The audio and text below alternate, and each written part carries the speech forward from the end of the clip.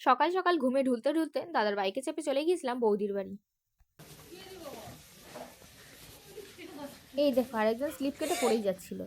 আজকে আমাদের যাওয়ার আছে মেডিকেল হসপিটালে। এদিকে আমি ওদেরকে ডাকছিলাম। তারপরে আমাদের উবের এসে গিয়েছে, আমরা সবাই মিলে বেরিয়ে পড়েছিলাম যাওয়ার উদ্দেশ্যে। এদিকে পৌঁছেও গিয়েছি।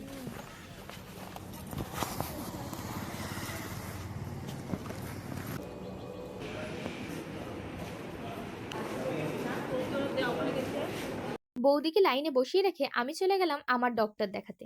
लास्ट आप है क्या? যেহেতু কিছু না খেয়ে গিয়েছিলাম তাই লাইনে বসে বসে বিস্কুট খাচ্ছিলাম। তারপর ডক্টর দেখিয়ে বেরিয়েই সবাই মিলে ডাব খেয়ে নিলাম, যদিও আমার আগে ওরা খেয়ে নিয়েছে। গাছের হাওয়াটা পড়ছে আর কিছু পড়েনি। ওইখানটা গিয়ে খা যা।